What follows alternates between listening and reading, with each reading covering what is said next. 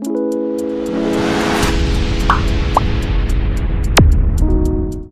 mu YouTube video eno. Mu video ngenda kubalaga engeri gy'okola mu app eno.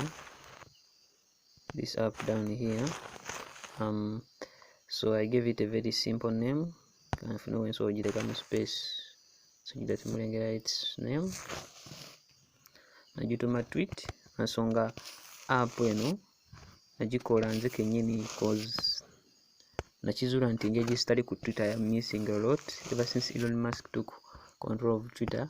Nasalawo kola app eyo, so tegoza API yonna bwe mbeerako ne data nenginyiga erodinga Twitter. So when scrolling okusika wansi like so, I will refreshing a page naye since I am in a remote area, internet is very hard to get out here. So let me go back and the app gyetugenda okubanga tukola. So saving a passwords, bogenda ku internet saving a password, so not logging in the entire time. So let's open up aide, this one right here, aide.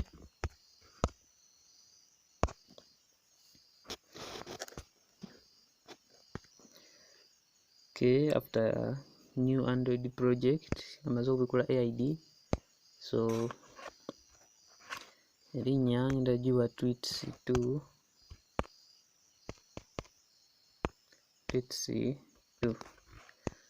Package name, just keep it.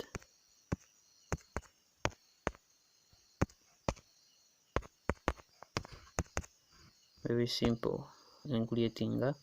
So kati wano nga as usual video ngenda beera ya part C. So part isooka ngenda kuteekawo, instead of you app egenda kubanga egenda ku internet, wano wali text view mu main.xml file. So gyetusookeramu nwandikawo web view, which is web view.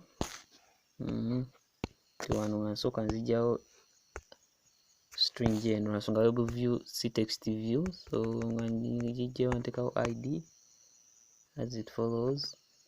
So id main web view. Wano ku wrap content ntekawo match parent obugazi,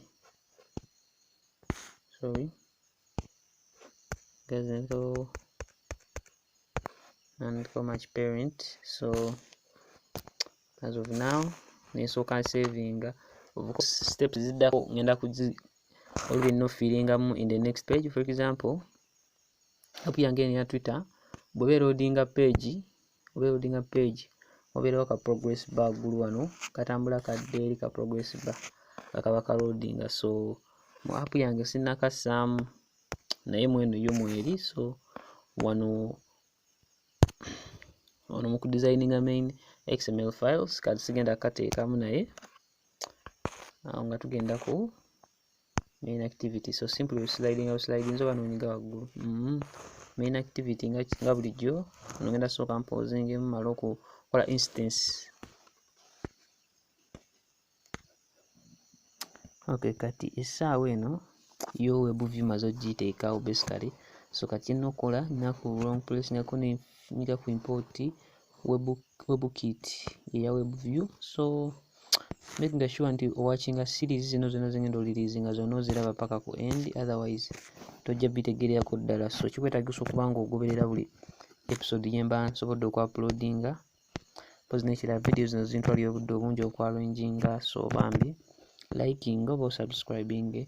Ne oba subscribing osobola okunsubscribinga tekirina buzibu. Option ebeera free.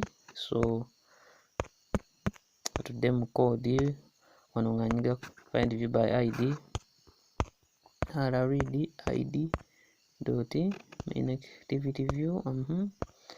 Okay, kati I think mu video eno I am going to so I am calling settings. So first do a web view dot request because but no requesting some permissions okusobola okubeera nga eraba ki eraba wait dot request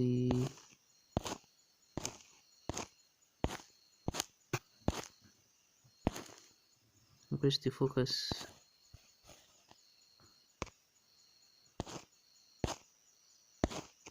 Request focus, you know, and also like so. Then ngenda baddako ku kino capital W web settings, nejiwa erinnya liri short, which will be web s can you use capital S, web s equals to web dot get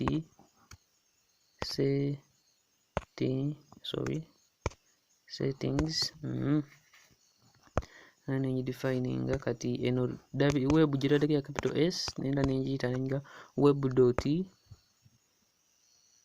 set nga javascript enabled.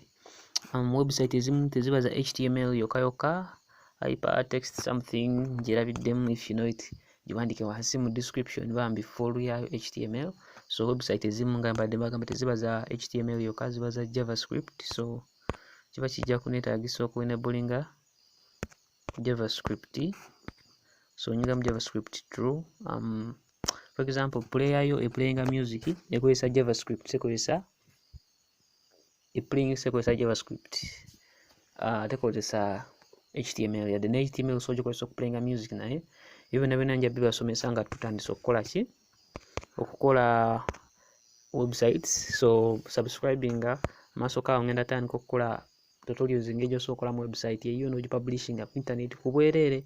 Omuntu yenna niwabeera kabaale niwabeera eri waggulu mu Jamaica asobola ogiraba n'engeri gy'osobola okukolamu ssente nayo. Kati mweno video app eno ngenda giteekamu obulango, so nkuyigiriza engeri gy'osobola okuteeka obulango mu app yo, then Google nekusasula. But as of now njagala mu following app. So kusaawa eno nyizeyo webview.load URL wano. Kati URL gye nnyingiza erina okubeera type string ebeerako I think they are called quotations. Kati onongawo website yo which will be www.google abcd alphabet ng'omubede wagiyita. So bam, then closing with this close bracket semicolon. Apo ebere kati at this point so girunninga negenda ku website naye what I have to first do kwe kuteekamu enablinga feature yaki, kwe enablinga internet access. So nsobola okugenda nengiwandikawo manually mu main.xml file.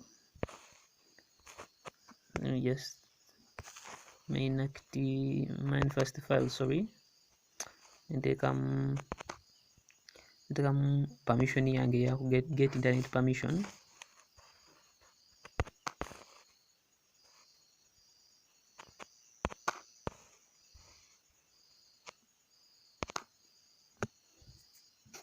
In manifest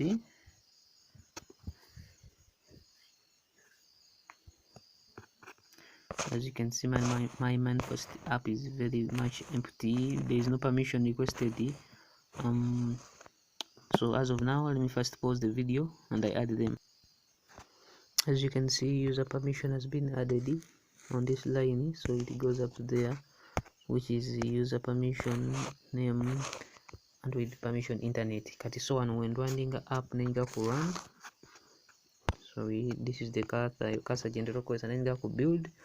Omundi ogusogera ddala aide lwawo ku running app nga bwe nabagambako. So kampozinge mu video ngenda kubaza nga app nkumye.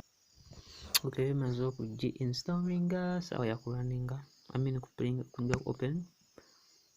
So normally bweti weraga naye ng'ejja kutali internet genda tulagirawo era yes nga bw'osobola okulaba. Subscribing liking etugamba nti network tetulina ng'egitataddeeko data nti tesobola kukola kitesobola kuloadinga. Mpozi n'ekirala nyetaaga okuteekawo ngeri y'okuliloadingamu, so byonna ngenda bikola mu video eddako. So mweno video banaye kyekyo kye nnina, making sure nti siri eno ogifollowing egenda kuba nga ya video 3. So tulabagane mu eddako, mwerabe.